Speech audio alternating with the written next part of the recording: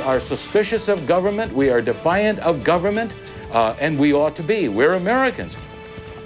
Tonight, we'll take you inside the Michigan Militia, find out how it has changed since the terrorist attacks in our special report.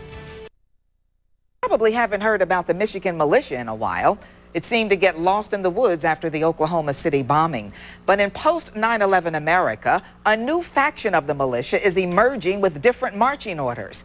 And while the focus has changed for some, others believe terrorism is not the only threat to our freedom. Action News reporter Stephen Clark has the story.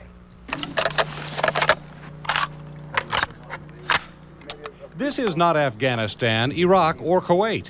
And these men aren't special forces, Marines, or soldiers. This is a farmer's field in Bancroft, Michigan, and these guys are your neighbors. I just want to let everyone know that we are good, average, law-abiding citizens who believe in freedom and believe in taking care of the people of this country. If you don't recognize them by that description, you will certainly recognize their name, the Michigan Militia. People, I guess, have a misconception about the militia. The media hasn't done a very good job in painting us in a good light over the years. Macomb County Commander Mike Wilkes has a point. The media had a field day reporting a tenuous tie between the Michigan Militia and Oklahoma City bombers Tim McVeigh and Terry Nichols. I know for a fact that McVeigh was never in the militia. Not at all. He went to one meeting, he mentioned a few things that we found disturbing, and he was asked to leave. But when McVeigh's bomb went off in Oklahoma, it was the militia that was shown the door. The breakup started following Oklahoma City. Norm Olson is credited with founding the modern Michigan Militia. He acknowledges their link to Timothy McVeigh shook up the movement. A third of our people just quit altogether. When they saw the incident, the episode there at Oklahoma City, they realized that this wasn't about paintball in the woods on the weekend. You know, this is serious stuff. And those who didn't quit? Just for the safety and just to play it safe, we decided to keep doing what we're doing, but just to maintain a lower profile. But then, an event big enough to flush the Michigan Militia out of hiding. He's our favorite. We like shooting him up. The incident in 9/11 was an eye-opener. It was like, you know, now something has to be done. I felt I had to do something to protect myself, my family, my loved ones, my neighbors. Lawrence Wartenberg joined the militia after September 11th.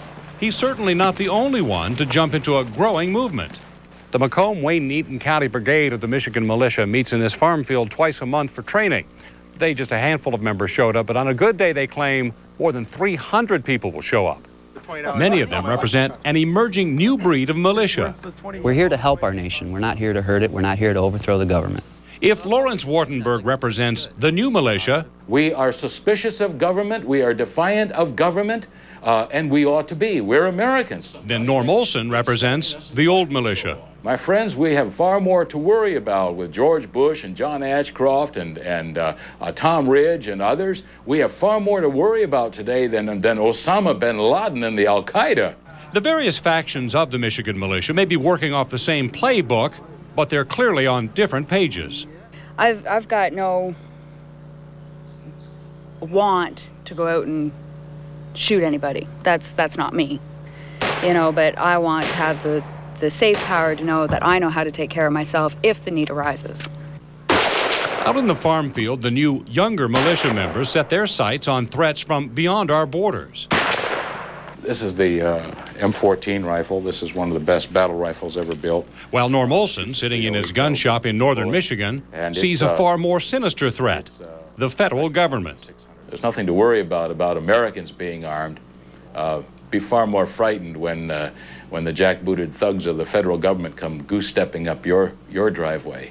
Be far more concerned about the tanks that roll in your neighborhood. Don't worry about the citizen militia. Just pray to God that they're there when the tyrants come.